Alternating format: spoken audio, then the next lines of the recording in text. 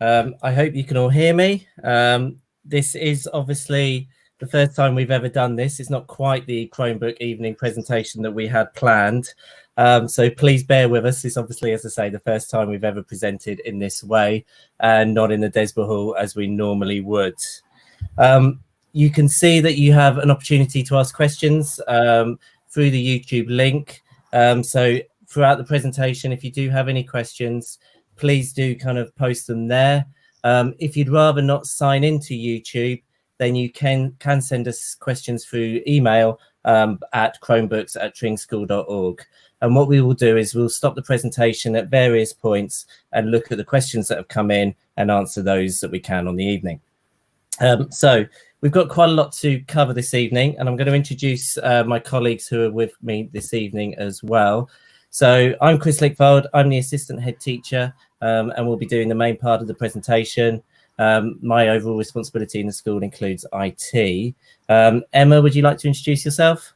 Hi, I'm Emma Ferris. I'm the Google leader at Tring School, as well as teaching languages, and I will be moderating the questions and answering those for you throughout the evening. And Jason? And I'm Jason McGinnity. I'm the network manager for Tring School. I'll be answering some technical questions and talking about the devices later on in the presentation. Perfect, thank you.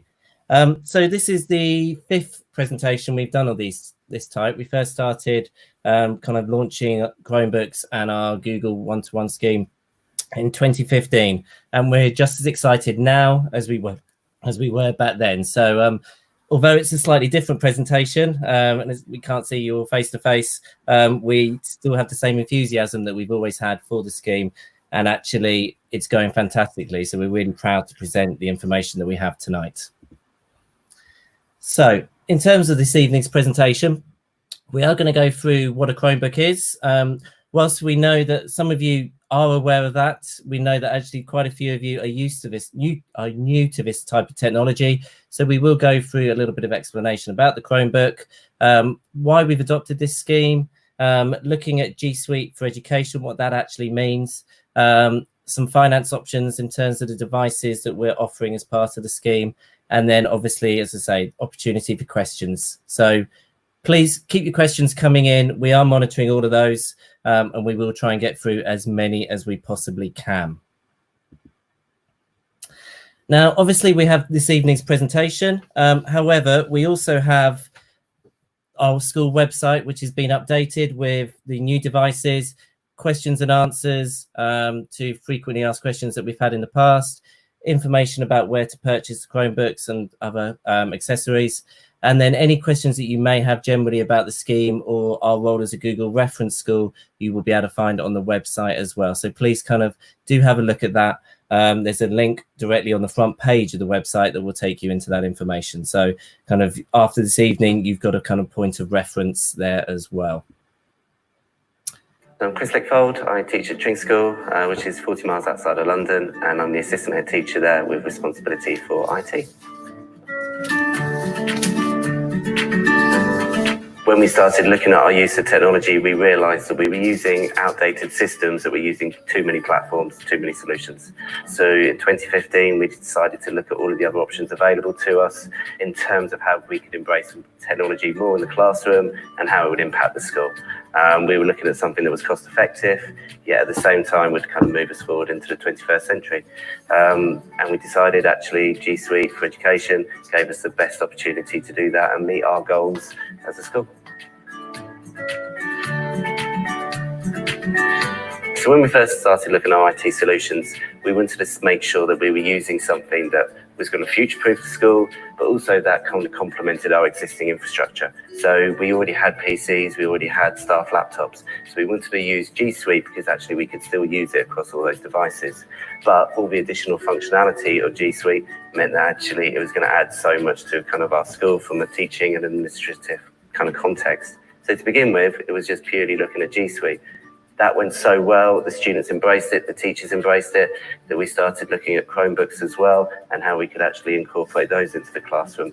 And the big thing for us with that was actually the 8-hour battery life and the fact that every student could access one fairly cheaply in terms of the initial cost. And that has had a major impact in terms of every single lesson that we teach in our school. From a results perspective, one of the major things that we saw to begin with was the engagement from our boys. Using technology in lessons really engaged them in lessons. It also engaged them at home with homework, and actually we were able to give them greater flexibility of resources, differentiate lessons more for them, and actually they've really kind of taken that on board, and it's been really good to see that. We've also obviously seen an impact in terms of our school results. So we do a survey every year and we find out which subjects are the heaviest users of G Suite and Chromebooks in their lessons. And of those top 12 performing subjects, 75% of those we regard as heavy users of Chromebooks.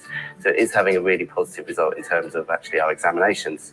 I think that's also linked to the fact that all of their notes are far more organised, and they can revisit all kind of materials that are on Google Classroom. All these tools kind of collectively together have made a massive difference, and then that's obviously then going to have a positive result in terms of the examinations. Okay, so that video was shot last year, and we hoped we'll just give you kind of a bit more of an idea about our rationale behind adopting Chromebooks, our use of G Suite, and some of the impact that it's had.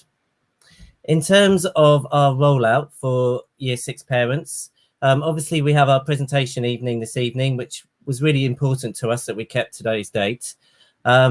We then will be sending you a letter next Monday outlining the WisePay details and the order process in terms of purchasing Chromebooks through us, if that's what you wanted to do. We need any orders in, and the final date for that is the 10th of July.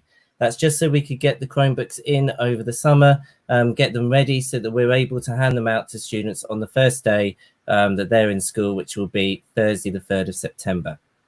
We have a lot of questions about training, and just to let you know that from the moment the students start on the 3rd of September, we will be going through e-safety training, and then training will be rolled out over the course of the first half term.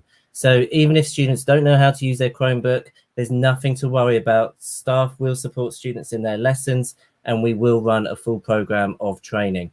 And you'll see from some of the results from our student survey that I'll show later, I think it was 98% of our Year 7 students feel 100% will feel really confident in terms of using those devices in lessons. So that gives you a bit of an idea in terms of the dates. We often have a question from parents who are wishing to purchase the device and pick it up during the summer holidays. Unfortunately, that's always quite difficult because officially students don't come on roll until the 1st of September, which means they're not a Tring School student officially according to our system until that date. And if we sold you a device beforehand in terms of actually picking it up, then you would have to pay the VAT, and that's the saving that we're trying to save parents because it's an educational purchase. So that kind of covers that area in terms of why we can't release them any earlier than first day back at school. So what is a Chromebook? As I said, I know some of the people listening and watching are aware of this, but just for those who aren't, it's very much like a laptop. However, it's an internet-enabled device. That's pretty much all it does. So it's used for connecting to the internet, and then that's where students will pick up G Suite for Education and the apps and the programs that we use. Because there's less moving parts, because they are essentially just a device for connecting to the internet, they boot up within about 8 seconds. That reduces any lost learning time that we have. They're much smaller and lighter to carry around in school, but really importantly, they have a keyboard. So it's useful for students to produce work and for research. They run 2 operating systems in the background, so it's not a situation where a student will open it in class and then will be waiting for the latest update to be rolled out to their device. They're sat there for 2 or 3 minutes waiting for that to happen. Everything is very quick and is very instant. They are the best-selling device in education, and they have been for a number of years now. Because the device is internet enabled, and that's where student work is saved, then students can access the work wherever they are, and actually across any device. So all data is stored in the cloud. It is all GDPR compliant. but students can access the device, their work on their own device, but on other devices as well. So when we looked into why we were launching Chromebooks, G Suite for Education, we were looking at kind of what was going on in the world. We were looking at actually the impact that digital technology has. Now, we know that 90% of the world's data online has been created in the last 2 years. This slide evidences in the 20 seconds that I will show this slide, or 25 seconds, that actually the amount of data that's being uploaded just as I'm speaking, over nearly 12,000 hours of Netflix is being watched. So it gives you the amount of YouTube videos that are being uploaded. Technology isn't going away. And what we wanted to do is find a way of harnessing that in terms of the education of our students. Now, I've actually seen one of the questions has come in already, but one of the questions we often get asked is, can students bring in their own device if they have one already? If it's a Chromebook, then yes, that's absolutely fine. As I've said about the actual operating system and the way that the Chromebooks work, we need devices that last all day without the need to be plugged in to be charged. So the battery lasting 8 to 11 hours means that they are covered for the whole of the school day. We also need a device that opens up and is immediately ready to learn. So if a teacher asks a student to shut their screen, then actually as soon as they reopen it, within 8 seconds, their documents open and they are ready to go again. And that's from logging in as well. So it's about enhancing the learning experience, not taking anything away. And for us, that was really important, that actually our teachers aren't IT technicians. We needed a device that was simple and quick to work. So we kind of talked about the Chromebook as the device that students are working on. Predominantly, they will be using G Suite. G Suite is similar to Office in that it has a core programs that students can use. It has one login, so a student will log into their Chromebook, which will then take them immediately into their G Suite account as well. G Suite has Docs, which is similar to Word, Sheets, which is similar to Excel, Slides, which is the same as PowerPoint. The difference is that actually, because it's online documents, that they can be accessed anywhere, they can be shared, and they can be collaborated. All work is automatically saved. There is no situations where work is lost. Every keystroke is saved, and therefore work is also always accessible. As I said, it can be accessed across any device. So students who are used to using Word, PowerPoint, they will be able to come in and be able to use Docs and Slides really, really quickly. There is a lot of similarity between them. And likewise, once students leave school, if there's a concern that actually they're not familiar with using PowerPoint or not familiar with using Microsoft Word, then actually they still can, because it is kind of very transferable skills. There is a lot of similarity between the two. Now, I'm going to show you a quick video. Normally at this point, we ask one of our Year 7s who started in September to come up and just actually speak to speak to parents in the hall and just kind of give their impression of what happened when they started school and their kind of verdict on using Chromebooks and using G Suite. So we've asked a student just to kind of put a quick video together. Bless him, he got dressed up last week into his school uniform to present from his dining room. So this is Zach explaining how it's been from his perspective. Hello, I'm Zach. I'm in Year 7. I've been using Chromebooks since September. In the first few weeks of school, we spent lots of time learning how to use our Chromebooks. Chromebooks are designed to be easy to use and understand. At Tring School, we use Chromebooks in a majority of lessons. Instead of writing in paper books, we type directly into digital exercise books that we can share with our teachers. Google Classroom and Go for Schools are also really easy to use. At the moment, I've been having all my lessons remotely, and Chromebooks have made this transition really easy. And remember, IT support are always there if you have any problems. So that's Zach giving his kind of take on kind of using Chromebooks in lessons. And obviously, as he said there at the end, it's had it's been amazing for us since the lockdown and since we were kind of in this situation. We're still able to deliver our lessons following our normal timetable as we would. If we're using Google Classroom, which is the platform where we would share all our lessons, and by using some of the video tools that are also available. It's not just those core suite of programs we use. The Chromebook has apps that teachers can use and students can use. And obviously there's a lot of online web-based programs that we can access as well to enhance students' learning. Now, last year, we also offered to parents the opportunity to come into the school and actually have some training on this themselves. And we had quite a good uptake from Year 7 parents. If that's something that parents would like us to do again, please email in and just let us know that that would be a session that you would be interested in attending, and we will make sure that we put on that session. We are aware that, as I say, some people are very familiar with this now, some people less so, and we just want to make sure that you guys feel kind of empowered when actually looking at what your sons or daughters are doing. So that's the initial part. I've seen quite a few questions pop up, but Emma, have many questions come in? Yeah, we've got quite a few. We've also got over about 160 people watching us at the moment, which is quite exciting.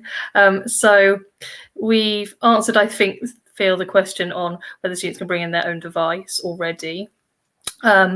So I won't go over that again. We've got a couple more.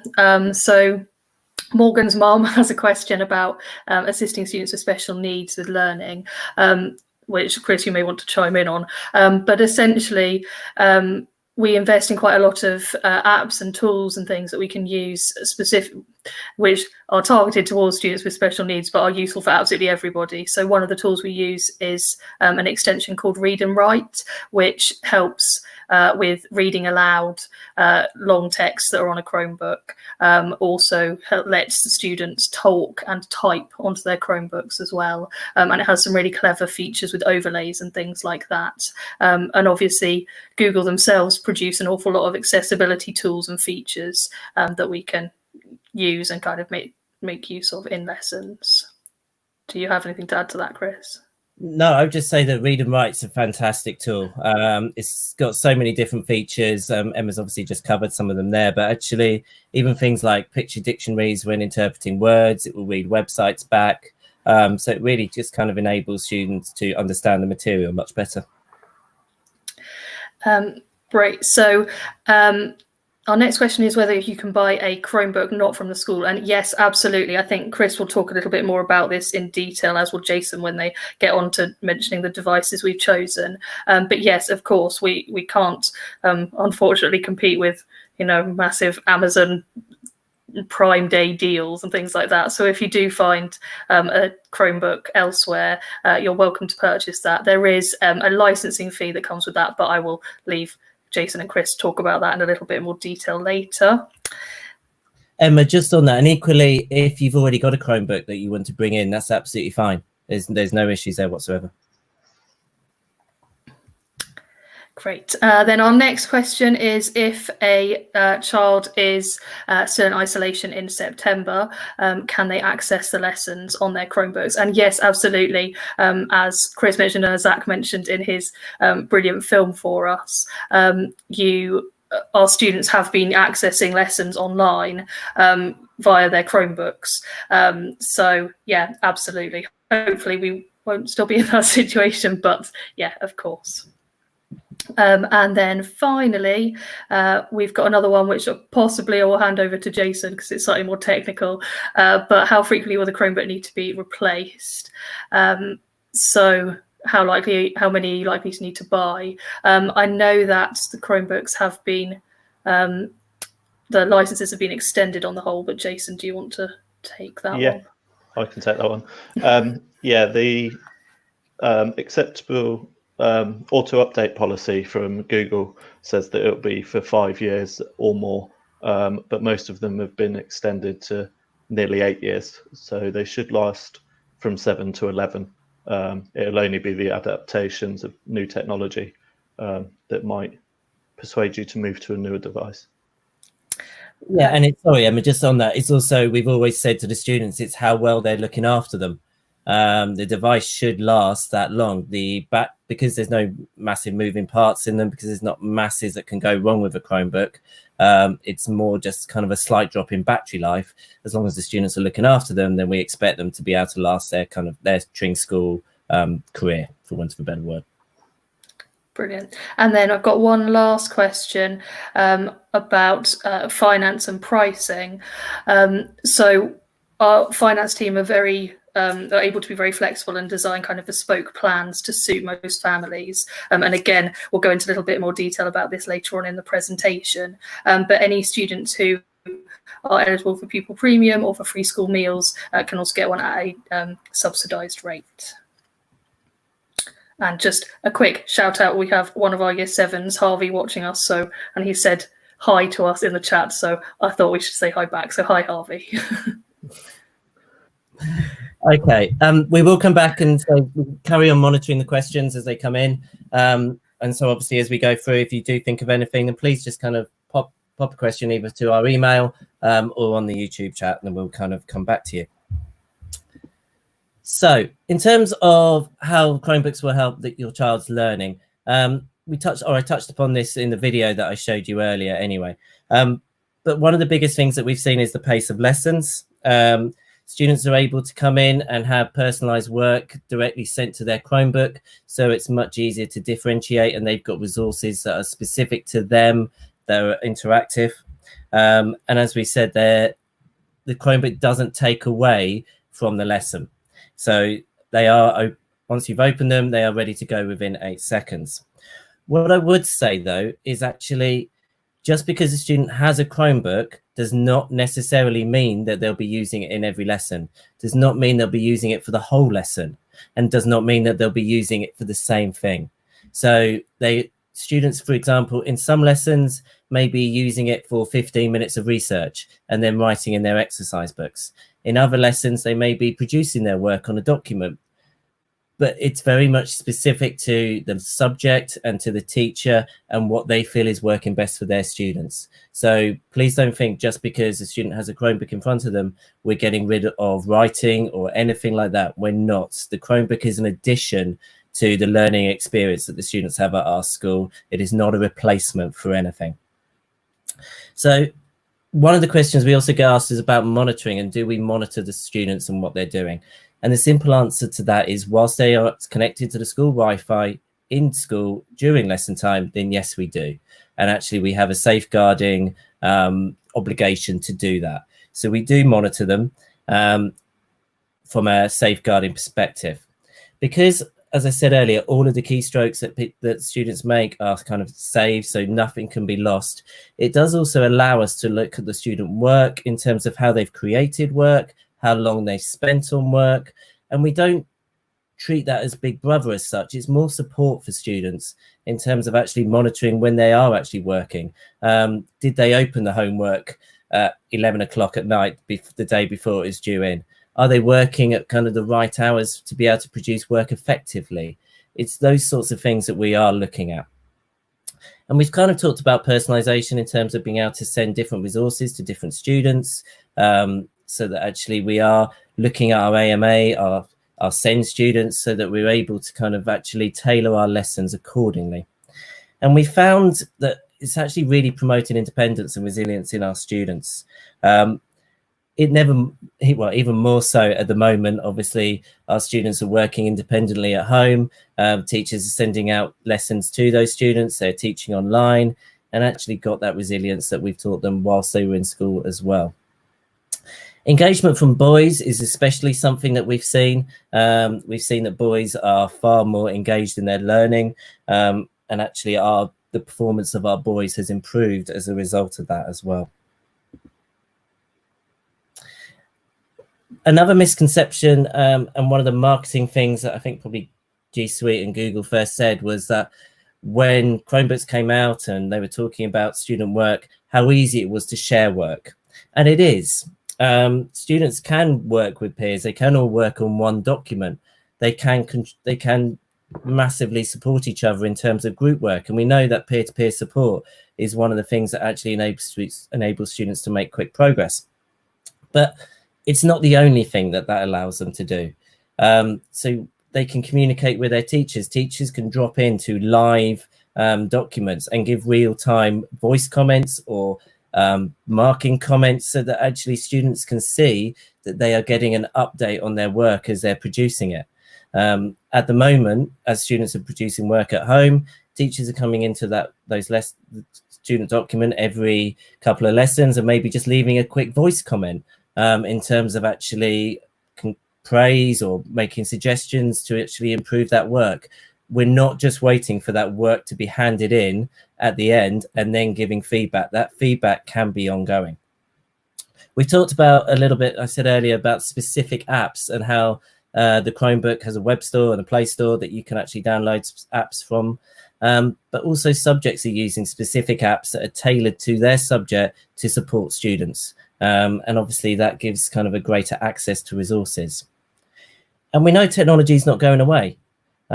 We need to prepare our students for 21st century learning. And we talk about being responsible digital citizens, not just simply being able to use IT, but how to be able to use IT effectively and responsibly.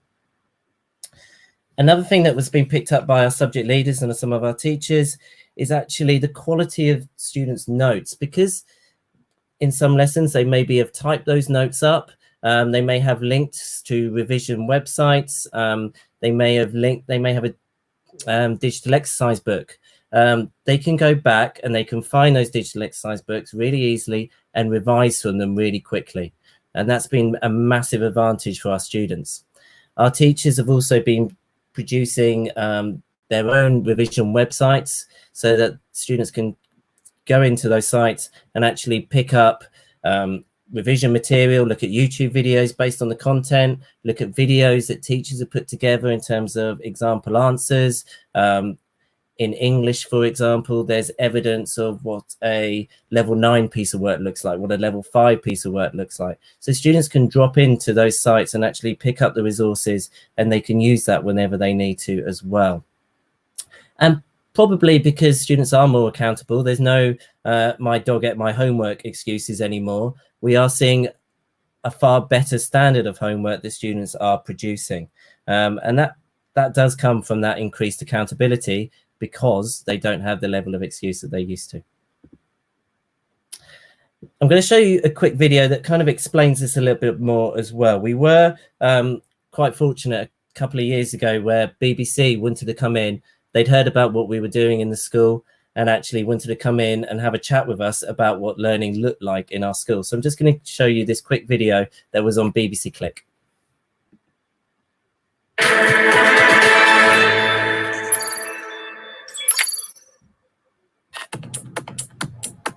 School. It's changed a lot since I went through the education mangle all those many years ago. Many years ago. The school buildings may look the same, but technology has been infusing education for quite a while now. We have smart whiteboards, we have increasing use of tablets and laptops, we have e-textbooks instead of textbooks, but also there are some systems which mean the way that kids learn and are taught is changing completely. Of these came Google Classroom. And today I'm finding out more about it from Mr. Lickfold, Director of Learning at Tring Secondary School. They've been using this online system for the past 18 months to teach and monitor the students' progress. Today, I'm learning about the Galapagos Islands, and I have to say the lesson that Chris has constructed certainly looks more engaging than my old textbooks. But tech can do a lot more than just provide media-rich lesson plans. We're able to personalise what we do far more than we've ever done before. We can take them to different resources that are available on the system. Every student's learning journey will be different. Taking teaching online also means that teachers have a lot more access to children's individual learning data and even their thought processes. For example, this browser extension, DraftBack, lets the teacher watch how an essay was written and refined. If I've got a student who, in preparation for their exams, is not constructing their paragraphs correctly, I can say, okay, let's look at how you constructed your particular paragraph. What did you do? Where did you develop it? What can we do differently? If it's maybe 2 or 3 paragraphs and they spent so long on the first one, then I can also just say, well, look, this is how long you spent on this first document. It was like half an hour. You only spent 5 minutes on the second and third. Okay, so that showed us how actually we use the Chromebooks to kind of analyze students' work in terms of how they've constructed documents.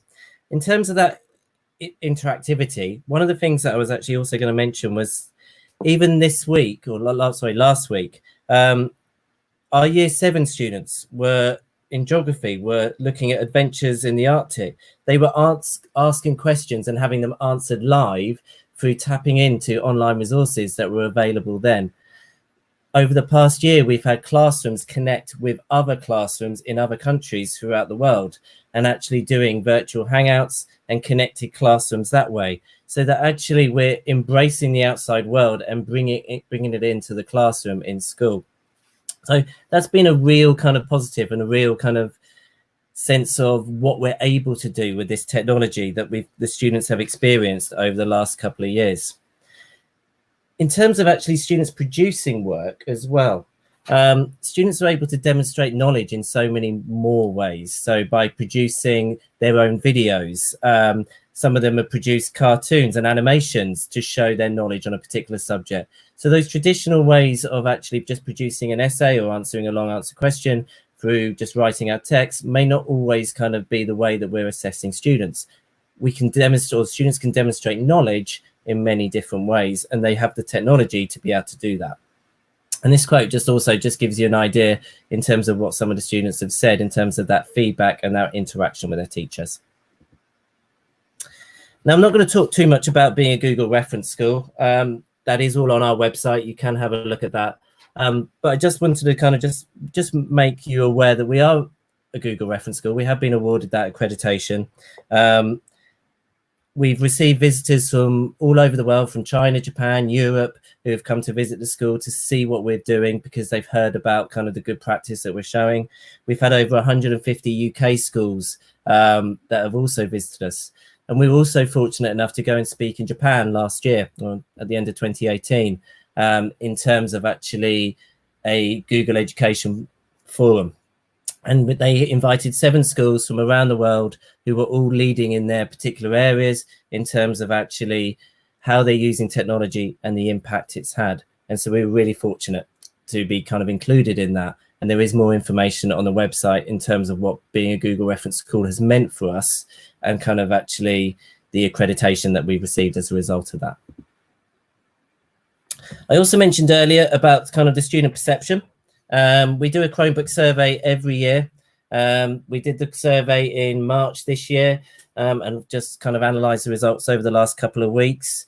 98% of Year 7 students have said they've enjoyed using the Chromebooks in lessons. 98% have said it helped them, and 97%, really importantly, said they were confident in using the Chromebook, showing that actually all students, whether they've got experience of using technology or particularly Chromebooks, have actually come into the school and feel very, very confident within a few months in terms of using it. And then they've also kind of said in terms of what they've been using it for, such as research, producing work, some for homework. So in terms of the rollout, we are offering 2 devices. We do negotiate prices with suppliers. We have to go through an educational partner to buy devices. We're not allowed to go directly to a manufacturer, and that would be the same with Microsoft or Apple. And we do save, because it's an educational purchase, we do save this VAT, and that's a saving that we pass on to parents. But as the question asked us earlier, you do not need to buy a Chromebook from us.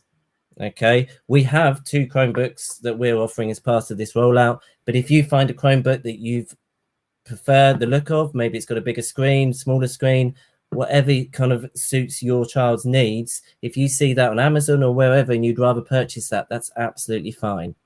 The only thing we do say is we do need to obviously enroll that onto our system to meet our safeguarding needs and our requirements. And so you will be asked to pay for a £19 license. That £19 covers you for the lifetime of the device. So if the device lasts for 5 or 7 years, depending on how long the student's in the school, then that's the only time you have to pay that. It's not a yearly license, but that's just so we're able to enroll it into our management system. If you do buy your device through the school, then obviously because it's purchased through the school, then we are able to carry out repairs wherever possible. So if it's an on-site repair that we're able to do, and it may be just replacing a particular aspect of that device, then we're able to do that on site. It doesn't invalidate the warranty, and we will only charge the cost of those parts. So I'm going to introduce Jason. Jason, can you just talk a little bit about the two devices, please? Yeah, so to decide on what Chromebooks we're going to roll out this year, we looked at all the different manufacturers out there, such as Asus, Lenovo, and Dell. And we looked at things like build quality, specification, value for money. But we also looked at the availability of spare parts so that we can honour our in-house repairs. We also got some of our students to look at these, didn't we, Emma? Yes, we did. Sorry.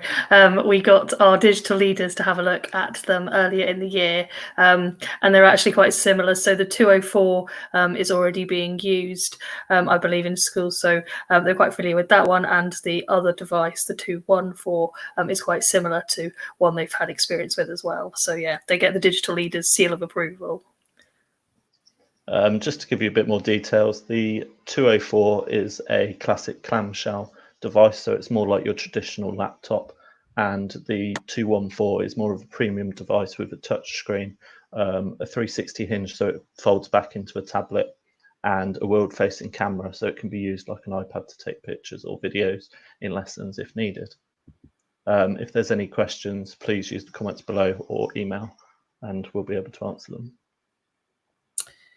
Yeah, thank you, guys. And I think one of the questions we always get asked is, what device should we buy? And actually, it's very much down to your needs and your son or daughter's needs. What we've always said is there is no requirement to have a touchscreen. If you decide to get the touchscreen, then that's very much your choice based on the needs of your son or daughter. Lessons will not be requiring a touchscreen device. Okay, so if they would rather have one and think it's maybe a little bit more future-proofing, that's absolutely fine. But at this stage, we are making no plans whatsoever for everyone to have a touchscreen device, because for a lesson to be delivered that way, everybody would need a touchscreen, and we're not saying that. So all lessons will require a Chromebook in them. So students will have to bring a Chromebook into school or borrow one, which I'll talk about in a little bit. But the touchscreen is not an essential part of the school requirements. It may just be a personal requirement. Now, I've already said we will put out a letter next Monday outlining WisePay details. And I think you'll get your account details there to start making those orders.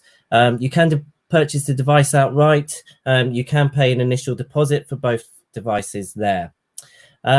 And you can also purchase them on a monthly payment scheme. And you can contact the Chromebook Finance email address at the bottom of the screen. It's also on our website if you want to talk about that a little bit more.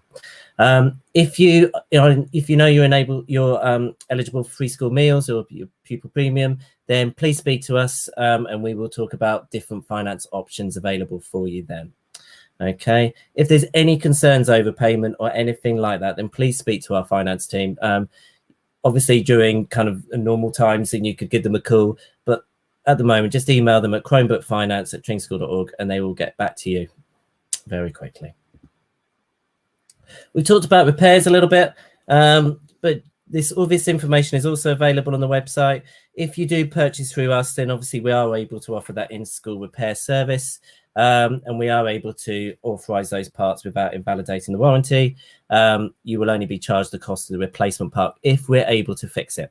If we need to send it off to Asus, then we are able to do that as well. One of the things I would say on this in terms of repairs, and we will publish an updated list of things that invalidate the warranty. Now, one of the main things that invalidates the warranty is if students are making any scratches into the casing of the device. From the guarantee perspective, the manufacturer is saying that the device is therefore being damaged. So again, we will publish that information so that you're aware of what that looks like. but it's really important that students do look after the device. If there's evidence that they've been picking off the keys in lessons or at home or anything like that, then obviously they would not be covered as part of the warranty. So just be wary of that. We do let the students personalize the devices. It's ultimately their device. They can put non-offensive stickers on the device if they wish, but anything that's actually causing damage to the casing or the keys would not be then covered by the warranty. So just be aware. You will also be able to see that we do recommend Chromebook cases. Obviously, the device will be in the bags of students as they're coming to and from school. Boys probably more so and more likely to throw their bags around a little bit more. And obviously, if the Chromebook is in a bag, then obviously that's going to offer protection. These are just some a selection that we actually have through the WisePay and through the online system. But again, like the Chromebooks, you're more than welcome to go out and buy your own kind of protective casings or bags if that's something that you wanted to do. More and more students are actually purchasing these to protect the Chromebook during the school day. And then just a few extras. Again, this has purely come as a request of parents after doing a few of these evenings now. So obviously in school, we have our own safeguarding and our own tracking, but some parents have wanted to know kind of how they can actually do a little bit more protection at home. So we do offer GoGuardian, which is a monitoring service, I suppose, for you guys at home to see what your sons and daughters are doing. That will then flag inappropriate content that they're looking at potentially, but also it acts a little bit like Find My iPhone. So if the device does go missing, then you'll be able to track it and know exactly where it is. From an insurance perspective, we don't offer insurance. The device costs less than most excesses. So you should check the cover terms of your household insurance, as that actually may be covered both in and out of your home. And also some bank accounts come with gadget insurance. So it might be something that you want to add on to that. But insurance isn't covered from a school perspective. So any more questions come in, Emma? Yeah, we have a few more. Let me just scroll and find them. So we've had one question about handwriting versus the Chromebooks. And absolutely no, it's not saying that students don't need to focus on handwriting. I think we've kind of mentioned this in the presentation since the question was posted. But as Chris said, in some lessons, students will use them for the whole lesson. In some lessons, it might just be for a few minutes. And in some lessons, they might not use them at all. We are still obviously aware that exams at the moment, obviously not this year, are handwritten. So we do still expect students to handwrite. So for example, our English department will do most of their classwork on their Chromebooks in a digital exercise book, but all of their assessments will be done as handwritten exams. Yeah, and I think what we're trying to do here is also just add an additional skill. So whilst it's really important students are able to carry on writing, it's also really important they develop IT skills as well. So there's a combination here that actually of skills that we're developing. And as I say, this is purely an addition. It's not a substitution for anything. We've got one question about this video being available. I believe we're going to publish it on our school website. Yes. Yep, that's correct. Yeah. At Perfect. the end of the recording, we'll make sure the video is up there tomorrow. Perfect. Then Jason, this one is for you. How much will Tring School help support an externally purchased Chromebook? So we'll support it getting it connected to the network and actually using it in school, but we're not able to get the parts. So if it's something that's broken, we won't necessarily be able to replace keyboards or screens. So that's one of the things we offer through our in-house ones. And then another one that's sort of for you as well, Jason. So if we purchase them through the school, do they come already set up and ready to go? Yes, pretty much, yes. Students just need to kind of connect to them, which we get them all to do on their first day in September, on the day when we have just the year 7s in by themselves. So they have a chance to do that. But otherwise, I think they're pretty much ready. Jason? Yeah, so we get them delivered in the summer. And me and my team go through them, set them all up, ready to go for the first day in September for them to log in. Perfect. And then we've had another question about the devices being suitable for the use with read and write, and both of them, so read and write runs on any Chromebook, so both of these work best. I think that just will come down to personal preference there. And that's it. Anything from the emails, Jason? There was a couple from the emails. One was, if pupil premium funding is used towards the Chromebook, will this impact on the support needed in other areas? No, is the short answer to that. So pupil premium money kind of rolls on a yearly basis. It's not really necessarily kind of a set amount, but so no, students won't kind of use up their allocation through buying a Chromebook. So no, you don't need to worry about that. And there was one more, was if a new Year 7 is using an older sibling's Chromebook, will the school know that it's an ex-student, and will they need to purchase a new license? We will need to double check the license, but in theory, no, you wouldn't need to purchase another license. Perfect. Okay, well, there is, we're going to go through some kind of frequently asked questions that we've always had as well. So hopefully if you are thinking of any other questions, then we can go through this. But as I say, we'll have one more opportunity for questions just right at the very end as well. So is the school making any money on this? Not at all. We don't have any contracts with Google or Asus, which these two devices are. We aren't able to make any money on this. If we were, then we wouldn't be able to then pass the VAT saving on to parents. So under no circumstances is the school making any money. So just kind of assure everybody. And we're also not able to, as I said earlier, we're not able to purchase the devices directly from the manufacturer. We have to go through what is known as a Google partner to purchase those devices. And if you want more information on that, then obviously please contact us. We can give you those details. Safety to and from school. This was a question we've not really had in the last couple of years. I think when we first rolled out in 2016, this was a concern for some parents. We've not had any issues. We've had the odd student who's left a device on the bus, but we've not had any issues in terms of personal safety for students. And actually, we use this as a really important reminder for students about their safety kind of to and from school, especially in terms of their mobile phones and being visible kind of as they're walking along with their mobile phones kind of texting away. And actually, the value of those is far greater than the value of the Chromebook. The Chromebook as well, if it is lost, if it is left on the bus, then we do have the function to be able to just shut it down remotely so that actually people can't log on to it. It's no use to anybody.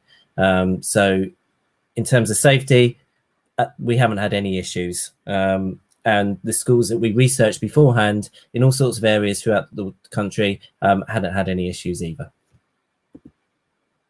How will we monitor what the students are doing? As I said, we do have an obligation from a safeguarding perspective to monitor students, and we do that. We do that through a program called Impero, which does flag up anything that any sites that they're going onto that they shouldn't be. We obviously have web filtering in place as well, but any searches they're doing, any messages that they're sending, that is all flagged up as part of our safeguarding concerns. As I say, we use a program called Impero to monitor that. And they are also, students have to use their @Tring School account to log into the Chromebook whilst they're on the school site. Part of our acceptable user policy is they're not allowed to log in to their personal accounts whilst they're at school. What about writing? We've mentioned that a couple of times already. And as I said, it's about, the Chromebook isn't just purely about students sitting there typing away. It can be about getting research. They will still be writing in their lessons as well. It is very much a balance here in terms of actually the skills that we want students to be able to leave the school with. We want them to be responsible digital citizens. We want them to be responsible and proficient in terms of using IT. But we also know they still need to be writing and to continue those skills as well. So very much kind of, it's depending on the subject. and the teacher, but we don't kind of lose those skills of kind of writing. As it is very much a balance, I think is what we're trying to say here. So I think this came up on the, I just looked over the YouTube kind of questions as well, and this came up. If a Chromebook is broken or forgotten or has to be sent off to be repaired, or even if you decide actually you're not going to purchase a Chromebook, that's absolutely fine. No student is going to be disadvantaged through this scheme. And what we actually have is we have our pod where students can pick up a Chromebook. So if theirs is being repaired, they can come in here. They need to pick up the Chromebook by 8:35 in the morning. In time for registration, they will borrow one of our devices and they will then return it at 3:20 at the end of the day. Every day in the evening, we do look at the device. We do take photos of any damage so that we have a historical record. And we do expect the students to be looking after those devices whilst they're in their possession. But yes, any student that forgets a Chromebook or it doesn't have a full charge or anything like that can pick up one from the pod, and they will therefore have them in their lessons. So the requirement of every student having a Chromebook in their lessons will be met. So that's nearly all of our questions. Thank you so much for everyone's time. So we've continually probably had about 150 people watching this evening, so we really do appreciate that. It has been very different from a normal presentation evening, and you may have more questions as you kind of go away and process some of the information from this evening. And please email chromebooks@tringschool.org if it's a general question, or if it's a specific question about finance, then please contact them as well at the bottom address there. And everyone will be very, very happy to come back to you and kind of go through any concerns or questions that you may have. Anything else come in, Jason and Emma? No emails at the moment. Yeah, I've got one for you, Jason. Are these Chromebooks, the C204, the C214, are they new this year? So they are brand new devices when we ordered them in. The 204 came out last year, and the 214 came out this year. So they are brand new devices. Brilliant. And one more, which you might be able to answer, Jason. Do these ones have Gorilla Glass, etc.? I'm not sure if they've got Gorilla Glass, but they all drop tested from 120 centimeters, which is obviously higher than a desk, and survived while powered on. If that's a key requirement for somebody, then obviously there will be some on the market that they're entitled. They obviously you're more than welcome to go and purchase as well. Anything else, guys? No. Okay. Well, look, everybody, thank you so much for joining us this evening. We would appreciate any feedback as well from this evening's presentation. This isn't obviously the normal way we would do this, and we do appreciate everyone's time. But if we are doing this again in the future, then we would really appreciate people's feedback in terms of how they found the session, the opportunity to ask questions, and actually how the technologies worked for them as well. So thank you very much. Stay safe, and hopefully we'll all see you in person very soon.